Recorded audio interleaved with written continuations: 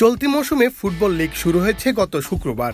মঙ্গলবার মাঠে গড়ালো federation cup football. গত 2 মৌসুমের ধারাবাহিকতায় এবারও টুর্নামেন্ট খেলা হবে প্রতি মঙ্গলবার। তবে এবার প্রথম দিনই মাঠে বিতর্ক প্রভাব ফেলেছে 44 বছরের পুরনো এই টুর্নামেন্টে। কুমিল্লায় ভাষা সৈনিক ধীরেন্দ্রনাথ দত্ত স্টেডিয়ামের মাঠ সর্বোচ্চ পর্যায়ের ফুটবলের জন্য কতটা উপযোগী, এই প্রশ্ন রেখে প্রথম ম্যাচে বর্তমান চ্যাম্পিয়ন বসুন্ধরা কিংস খেলল ব্রাদার্স ইউনিয়নের বিপক্ষে। অ্যাব্রো খ্যাব্রো মাঠের কারণে স্বাভাবিক নৈপুণ্য প্রদর্শনে ব্যর্থ হন দুদলের ফুটবলাররা, যদিও কি ম্যাচ জিতেছে 1-0 গোলের ব্যবধানে।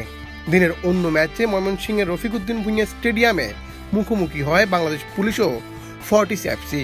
এই ম্যাচটি গোলশূন্য ড্র হয়। কুমিল্লার মাঠে গত কয়েকদিন ক্রিকেট হওয়ার পর ফুটবলের জন্য মাঠ উপযোগী করার কাজ শুরু হয়েছে সোমবার। পরদিন মাঠে গড়ালো গুরুত্বপূর্ণ টুর্নামেন্ট। উদ্বোধন করেন বাফুফের কর্মকর্তারা। ম্যাচের শুরু থেকে ব্রাদার্সকে চেপে ধরেছিল কিংস, তবে বারবার বাধাগ্রস্ত হয় খেলা।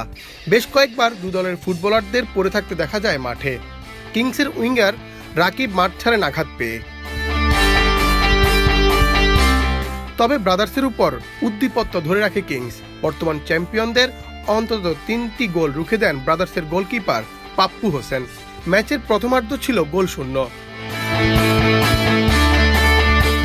জয়সূচক গোলটির নায়ক তপু বর্মন। ম্যাচের 69 মিনিটে বাংলাদেশি ডিফেন্ডার দারুণ এক ক্রস দিয়ে গোলের কারিগর মিগেল। বসুন্ধরা কিংসের অধিনায়কের ক্রস ব্রাদার্সের গোলকিপার পাপ্পুকে হেডে পরাস্ত করেন 29 বছর বয়সী ডিফেন্ডার। পরে চেষ্টা করে গোল শোধ দিতে পারেননি ব্রাদার্স।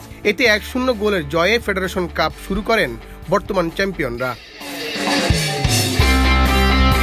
নতুন মৌসুম ট্রফি দিয়ে শুরু করেন বসুন্ধরা কিংস, মোহামেডানকে বাংলাদেশ 2.0 চ্যালেঞ্জ কাপে হারিয়ে।